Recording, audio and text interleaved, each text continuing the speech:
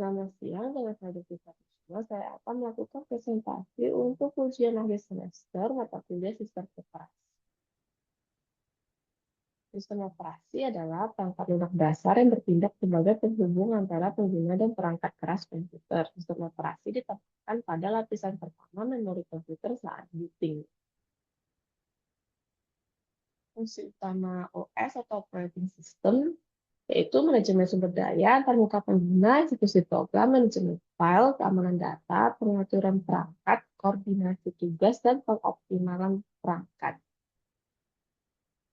Karakteristik open source OS dan closed source. Open source, kode sumber sistem operasi tersedia untuk umum, memungkinkan pengguna untuk memodifikasi dan mendistribusikan perangkat Linux. Contohnya, Linux. Closed source, kode sumber sistem operasi tidak tersedia untuk umum, modifikasi, dan distribusi terbatas. Contohnya termasuk Windows. Untuk skema dasar sistem komputer, kita punya input unit, control unit, arithmetic and logic unit yang termasuk dalam CPU, memory unit, lalu output unit. Untuk input unit, perangkat yang digunakan untuk memasukkan data ke dalam komputer seperti keyboard, mouse, scanner, dan sensor. Lalu untuk CPU atau Central Processing Unit, otak dari komputer terdiri dari Control Unit CPU, Arithmetic Logic Unit atau ALU, dan register. Memori unit menyimpan data dan instruksi sementara saat komputer bekerja seperti random access memory dan cache. Storage unit penyimpanan jangka panjang seperti hard disk, SSD, dan perangkat eksternal lainnya. Output unit perangkat yang menampilkan hasil pemrosesan seperti monitor, printer, dan speaker. Untuk proses instalasi Windows 10, pertama boot dari USB atau file ISO. Jadi saya akan melakukan demo untuk instalasi Windows-nya menggunakan VirtualBox. Um,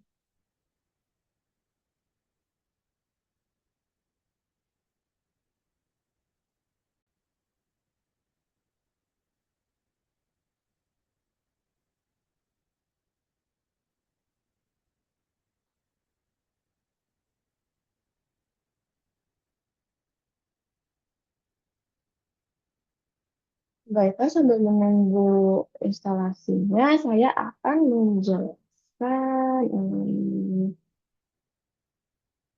fungsi utama OS. Jadi yang pertama itu manajemen sumber daya, itu mengatur dan mengalokasikan sumber daya komputer seperti memori CPU dan perangkat penyimpanan ke berbagai aplikasi dan proses.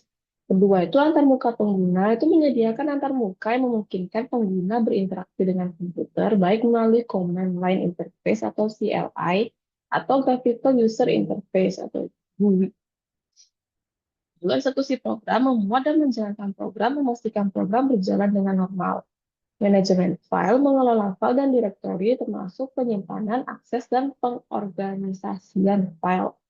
Lalu untuk keamanan data, menjaga keamanan data dan program komputer dari akses tidak sah.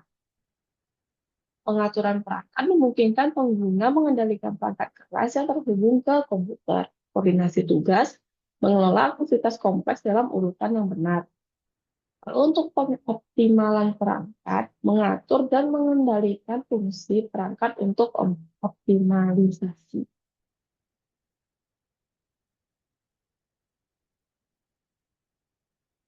Oke, kita lanjutkan setelah misalnya kita akan isi language and currency and keyboard. Yes, sign up.